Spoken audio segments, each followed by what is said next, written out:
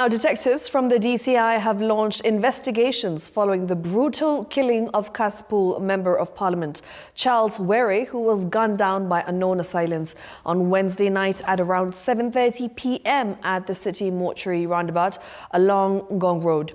Detectives from the homicide unit have arrested 3 people, including his driver, bodyguard and an M-Pesa agent for further probe into the matter and, of course, the murder of the soft-spoken legislator. Samira Mohammed now reports. Detectives have launched investigations into the murder of Kasipul Member of Parliament Charles Were.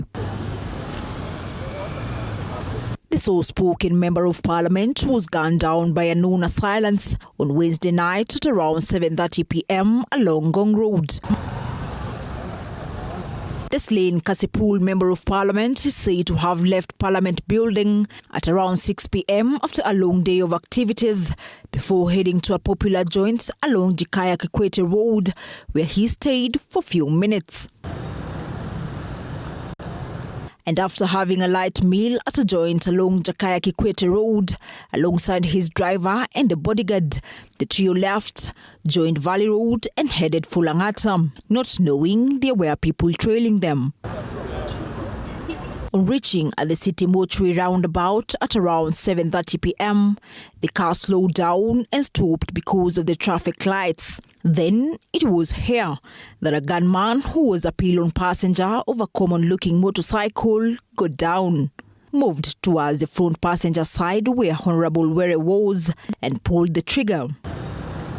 In what appears to be a targeted and premeditated murder, Were was shot at least 5 times by the assassin, who then swiftly jumped back onto the motorcycle and speeding away towards Nairobi CBD.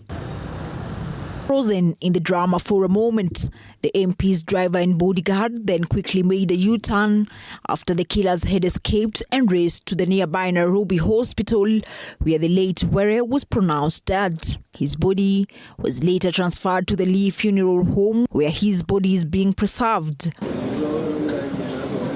Even as detectives hold Were's driver, bodyguard and an M-Pesa agent for further questioning, Interior Cabinet Secretary Kipchumba Murkomen has urged them to expedite all the investigations and ensure those found culpable are arrested. Particularly the Directorate of Criminal Investigations are doing very well to establish the killers and the motive, and I believe that soon the DCI will give a public update on the progress of the investigations. Samira Mohammed for TV4 Walter 7, Nairobi.